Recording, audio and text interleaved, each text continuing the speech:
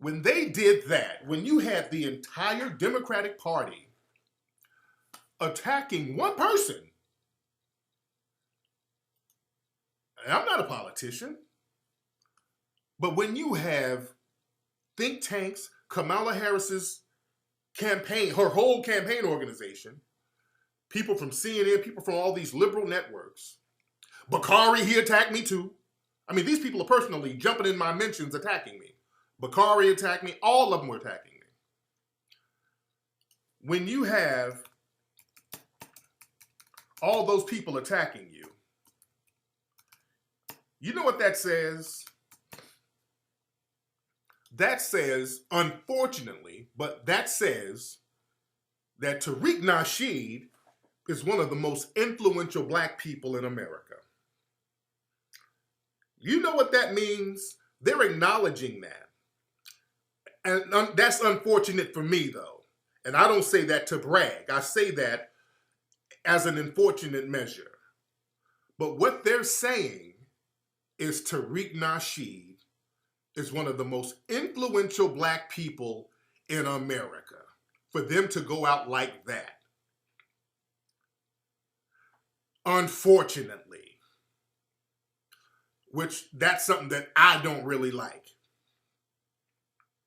That's something that I really don't like. But unfortunately, that's what it is. They're telling you right there, that dude, a little too powerful for somebody that we don't control. You understand? Because if I can influence the voter turnout, but I'm not funded by the Republicans, because I'm not doing it for them, because you already got black people who take shots at the Democrats all the time. But these are people who are funded by Republicans. You understand? So if you got a Stacey Dash or a Jesse Lee Peterson who's out here taking shots at the Democrats, if you take a shot at Jesse, that's taking a shot at the Republican Party. So they kind of tread lightly on that. So they don't really attack the coons like that. But I don't like the Republicans either. So I'm just out here. So I'm fair game. They're like, okay, this nigga is influencing elections like this. He's galvanizing millions of people like this. This one person. And he's not beholden to any type of corporation or any kind of political party. Let's get in. Let's all get in. You understand? So this is why I don't want to be no damn one-man army. God damn. I can only do so much.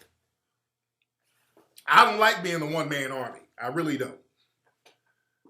I just do it by default. And I do it because I don't give a shit. I'm not scared of the white supremacists. But damn, I cannot be a one-man army. This is why I like First Them. That's why I like that. Because what happens, I just put a big-ass target on my back. This is why I like First Them. The First Them was good because you don't have one target. You got a lot of people on code. When there's a lot of people on code, you can't target everybody. When there's everybody on code. When everybody's on code, you can't target everybody. You did? You can't target everybody. Let me show y'all something from News One, and this was shameful as far as I was concerned right here. Let me show y'all this. This is News One. If you want to know what type of white ass licking, buck dancing, butter biscuit publication News One is, let me show y'all this.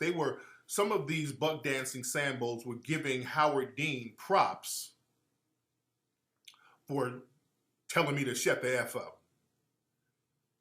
Why am I, what they're trying to do, with the Me Too momentum, they're trying to split the black vote up by gender, family.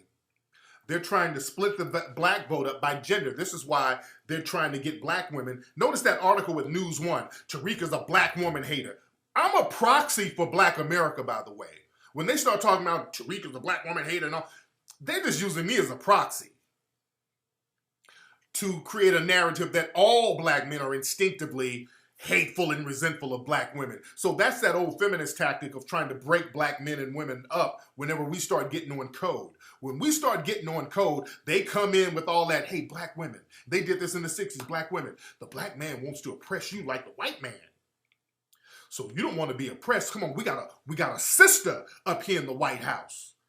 Come on, we got a sister who's up here with all these white men. Wink, wink. You know what they're trying to do with Kamala Harris? They're trying to make Kamala Harris the real life Olivia Pope. They're trying to create an Olivia Pope narrative with her. You dig? She's a powerful sister in the White House. Got her a nice, strong white man that got her back. A powerful black woman in the White. They even dress her like Olivia Pope. You dig? A strong, powerful sister. She don't need no raggedy, hateful black man. You like Olivia Pope, right? She's the real life Olivia Pope. Look at her. All of her accomplishments. Got her a good, strong zaddy. Don't you want to be like that? Well, go ahead and support your girl. Oh, they're going to really play that angle up pretty soon. They're going to wait till they get a lot of nice momentum. They're going to play that angle up to the sisters. They're going to play that scandal angle up. I promise you. They're waiting until her campaign gets some momentum, and they're going to start making those Olivia Pope correlations with her. You understand? Oh, they got a bunch of articles about me, dude. They got a bunch of articles about me, but what they're doing, they're trying to break up the black man and black female vote. They're trying to break that vote up.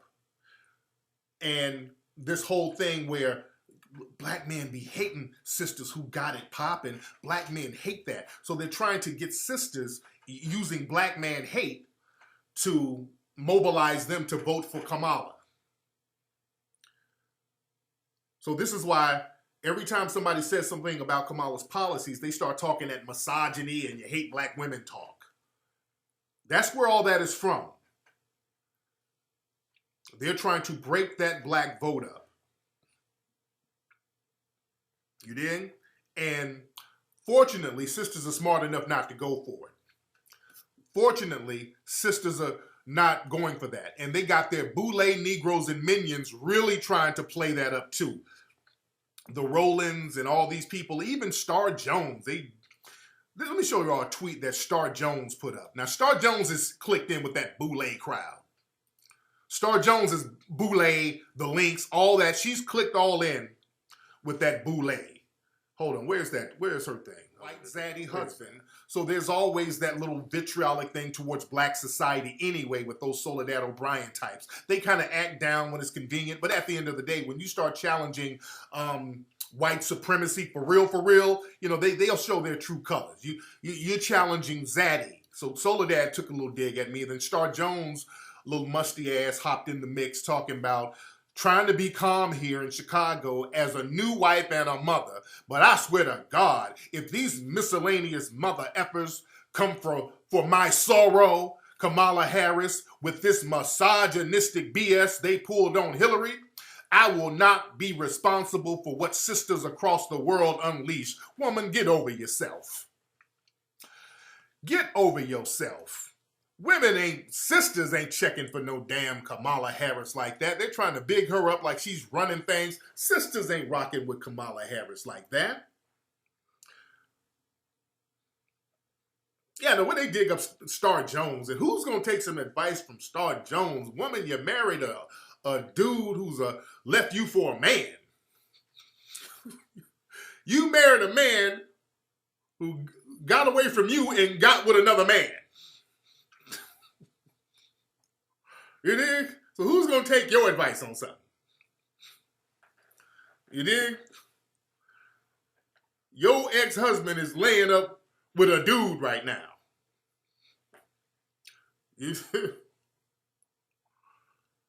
Damn, Star, we're going to take your advice? So you're not a good judge of damn character? Yeah, Soledad O'Brien. Y'all know her husband is a zaddy. She got her a zaddy. Star Jones got her a zaddy. Not Star Jones, but Soledad O'Brien has a zaddy. You dig?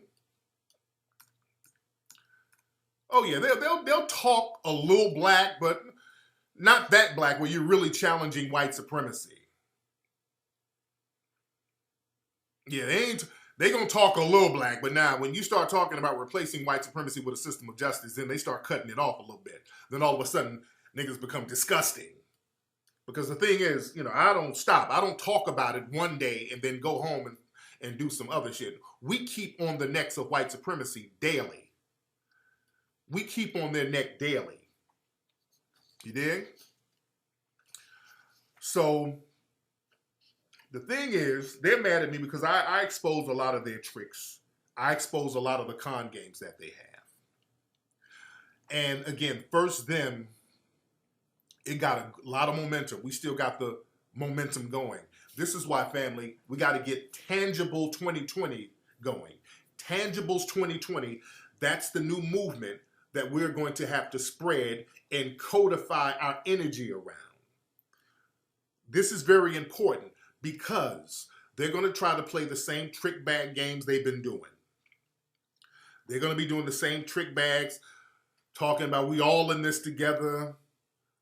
We're one minority coalition. Let's do this for the people. We're all one people. We can't let them run that game on us. We're not all we're marginalized by all these different groups. Black folks, they're going to try to play on your desire to want to be accepted by the dominant society. They're going to play on that heavy. Don't let them run that game. All these low self-esteem Negroes, they're going to run that game on.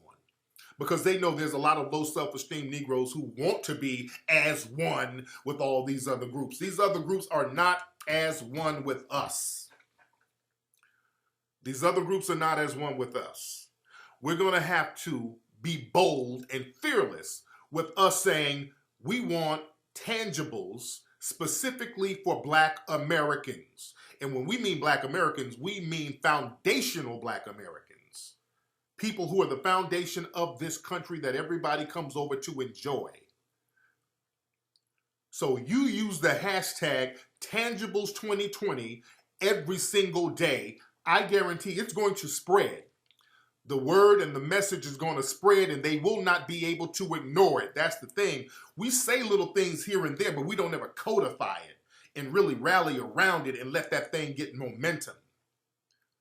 We're going to let Tangibles 2020 get momentum. And you go to the website, family, because we got what Tangibles 2020 means. We want to go to tangibles2020.com.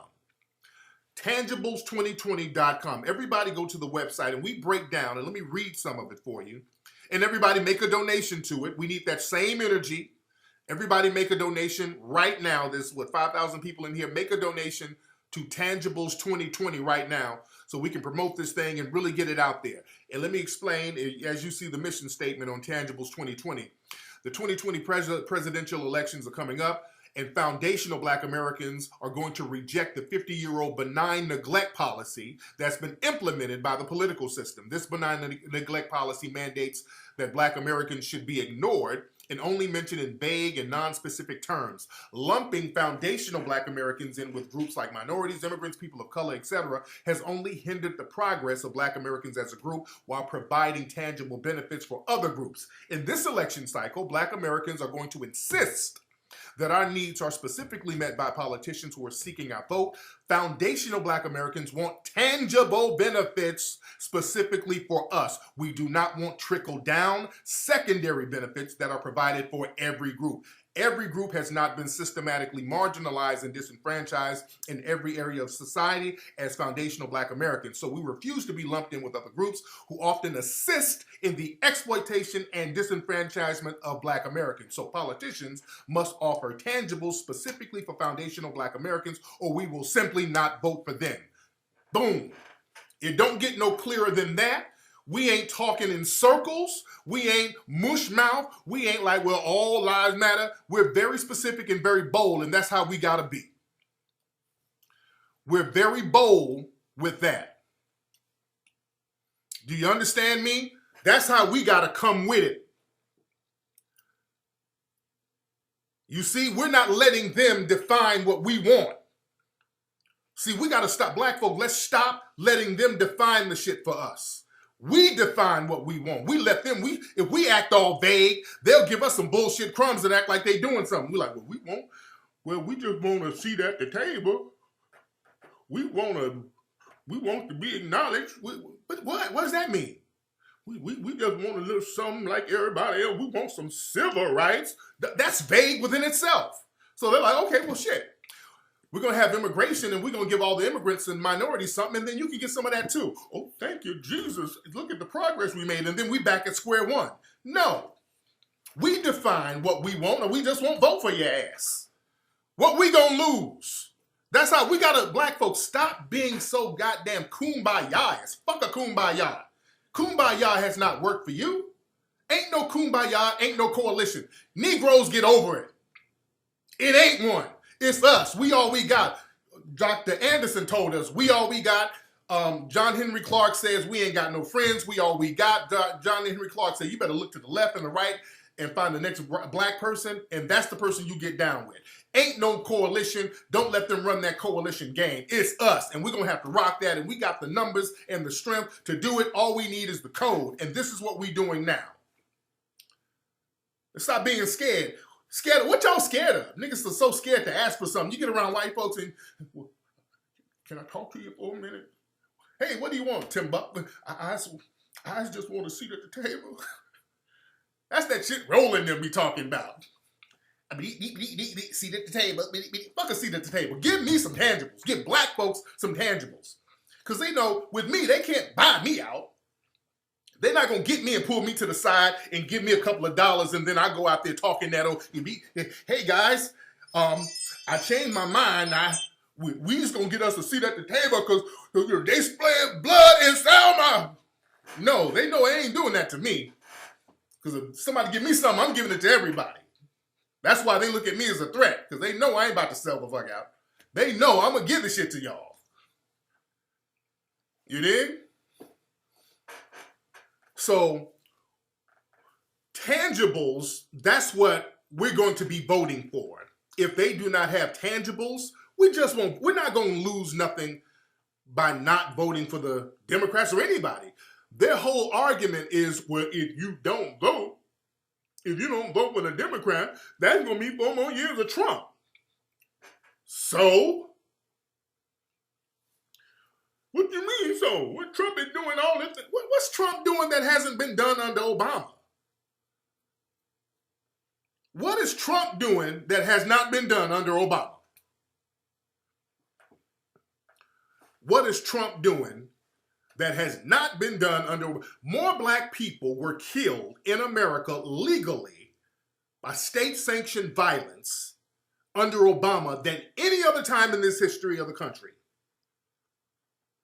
No other time in this country has black people been just slaughtered with impunity than under Obama, more than in the Jim Crow era, more than in the 1950s, 60s. No other time has black people been killed just back to back except under Obama. And Obama didn't do a damn thing to help us out. What's Trump gonna do?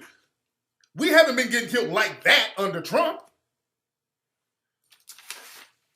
As a matter of fact, inadvertently, Trump's election has taken a lot of heat off us because now these other groups are getting that work. And that's what these other groups want. They want us to be the sacrificial lambs for them. These other groups want us to sacrifice our lives so they can come over and eat and get all our resources and benefits while we get beat up and nobody does nothing, while the Kamala Harrises give the police a green light to beat our brains out and blow our brains out and lock us up, and they eating off our shit. No, that ain't happening. No thank you. No thanks. Black folks, immigration has worked against us.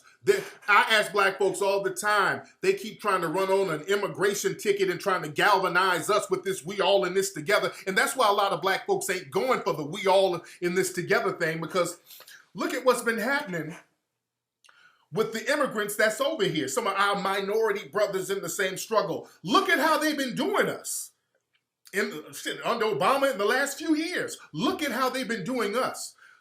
Look at the Latino coalition. What have we gotten?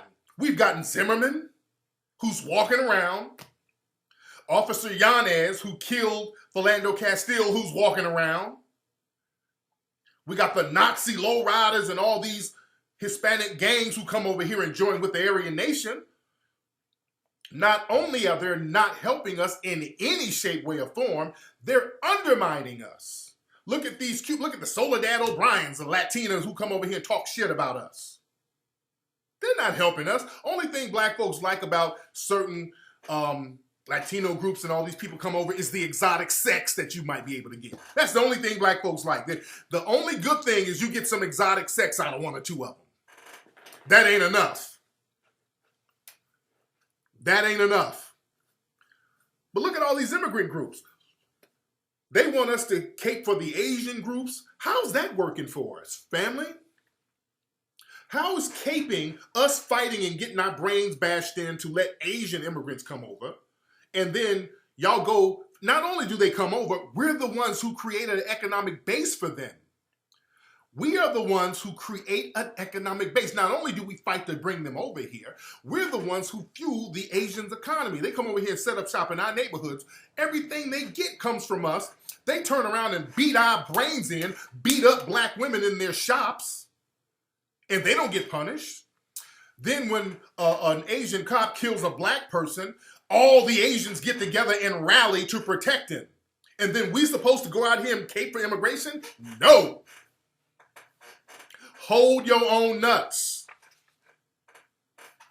Hold your own nuts. That ain't happening. And then the Arabs and the East Indians, come on now. We get these East Indians like Dinesh D'Souza, who's a vicious anti-black racist who sits up here with the right-wing clique. And then you got Michelle Malkin. She's a Filipino, come from immigrants. She comes over here working with those right-wingers, and she's up here trying to get that dude, that Asian Hopper guy who raped all those sisters. She's trying to get him out of jail. You see, these people have vitriol towards us, man. We sit up and go out of our way to help these people, and they come over here and they have vitriol for us, man. And then we start caping for the white LGBT community. And when they cape for LGBT rights, those rights don't trickle down to the black gay community. That's another thing. The black gay community, you think that if you call yourself LGBT, that's going to make your blackness invisible. You don't get none of those benefits from them. The LGBT community is just as racist as the straight community, and you Negroes know that. You saw those white lesbians who adopted those black kids, and they were beating them and torturing them, and they ended up killing those black babies. They're just as racist as the straight white community. You see Ed Buck, this gay, rich white man up here, there's dead Negroes being found in his house every other week. Ed Buck up here calling them his little nigger boys. He's racist as hell, doing Jeffrey Dahmer experiments on these dudes. The black gay community getting killed at this man's house and nobody's doing nothing, and now we're supposed to cape for their community? Tangibles 2020. Yeah, Dinesh D'Souza, oh my God. This dude is a horrible anti-black racist. Over there in India now, they're trying to, there's some I think the international court's about to get involved. They're so vicious and violent and racist towards African students over there in India right now. I'm thinking they're trying to get the international courts involved because they're out here just brutalizing African students who go over there. They're racist as shit. Your wife says hi. Shout out to your wife. Ed Buck is still free. The Democrats ain't said nothing about that. He's a big Democratic donor, and there's dead black folks in his house, but we supposed to cape for their community. Get the hell out of here. Tangibles 2020. History-making time right here. Right now, we're witnessing history. There's a paradigm shift in the thinking of black society. We're really on code more than they like. Black Americans right now, we're really on code more than they like. When we start getting on code, they have to come in there and just try to do something to break that up. They're really trying to break that thing up. And also, with this election in 2020, it's very significant to the women's movement. 100 years ago, in 1920, white women got the right to vote. And they ran that campaign on anti-black male propaganda. They ran that women's right to vote campaign. They ran it on anti-black male propaganda. They've always used anti-black male propaganda. They've always used that. You had white women leaders like Carrie Chapman Catt, who was one of the people who was really responsible for mobilizing white women and the South and all these people to get the suffrage passed, meaning the women's right to vote. And she had a very famous quote. She said, "White supremacy will be strengthened, not weakened, by women's suffrage." So they use white supremacy in order to galvanize everybody. This was in 1920. Next year is going to be the anniversary of the women's right to vote. So if they were to get a woman in the White House, that would be very significant for the women's movement. And also they would use that to energize more money for these white women's groups. They can say, hey, look, 100 years ago, women couldn't vote. Now, today, 100 years later, on this great anniversary, a woman is in the White House and she's a woman of color. So racism and sexism is one and the same, and we have a great historical landmark. And they would piggyback. See, they're going to piggyback off that. They've been wanting to piggyback off something like that because, see, the white women's movement, the feminist movement, they always have to attach themselves to black people. So if they were to get Kamala Harris in the White House, they would forever attach themselves to blackness. So anything black, that double minority thing, they will solidify a connection and ride that out. They always have to attach themselves to us, though. You know, the white feminist movement started, those early women were abolitionists. They were getting money for saying, oh, look at the poor black people in the South, send us some money so we can help them. It was that type of thing. But then when black men got the right to vote, well, you saw the true colors. Like, how dare you give these niggas the right to vote over us? We're white women. So notice, anytime they have those LBGT marches or whatever, they always put black women in the forefront. Because for a white woman to walk around saying that she's marginalized, people are going to look at her funny. Like, what do you mean? You get 50% of every benefit and privilege from white men. You're not disconnected from white men. You get everything from them. You share all the wealth from slavery and the affirmative action called white supremacy. You get that. You already get that. So what you talking about? Well, look at this black person. Look at this black lesbian. So discriminating against me is just like discriminating against my lesbian buddy right here. So they always have to attach themselves to black people. And unfortunately, so many Negroes are desperate to be accepted. We'll sit up there and be the token. We love being the token. You dig? But fortunately, many black people are on code. Fortunately, many black people are on code. You dig? And the people who are not on code, we're going to have to push them out of the ranks. Now, we have a lot of brothers and sisters who are immigrants who are on code. We do. Unfortunately, we have a lot of brothers and sisters who are immigrants who are completely off code to the point where they're trying to undermine us. That's when we start seeing people, and notice a lot of black people I see caping for Kamala are immigrants. A lot of black folks who are like, hey man, it don't matter what her jail record is. I mean, shit, she gonna change. Then I look at your page and there's a Senegalese flag on there. Or Jamaican flag. We were arguing the other day with some Jamaican immigrant chick who's over here talking greasy. Y'all niggas are stupid and all this. Like, well, hold on. You pump your brakes. And she looked like a little stud. She dressed like a little dude. Like, y'all need to shut up and stop talking about that black woman. I said, look, you, with your Jamaican flag on your page, you're going to show some respect. That's another thing. Any of these immigrants, I don't let y'all talk shit to me. Let me tell you, I mean this to any immigrant over here. Don't ever talk shit fucked up to me. You can get your ass back where you came from. You don't talk shit to no black American. You don't fix your lips doing no shit like that. You better bow down and thank every black American you see with your little disrespectful ass. Anybody who comes over here and disrespects a black American, somebody who has blood, sweat, and tears in this soil, who created a lane for you, and black people who've been fighting for decades to get you over here, and you haven't reciprocated at all. The last thing I want to hear is any back talk or bullshit coming from your damn mouth. Because we're the ones who sit up here and put people in office to bring you over, and that little disrespect, y'all come over here and side with the oppressor class against us, that's going to stop. You can stay your ass wherever you are. You did? We're going to have to get like that. Then miss me with that, man, we all brothers. No. This is where we all brothers and sisters here. This ain't it. This ain't...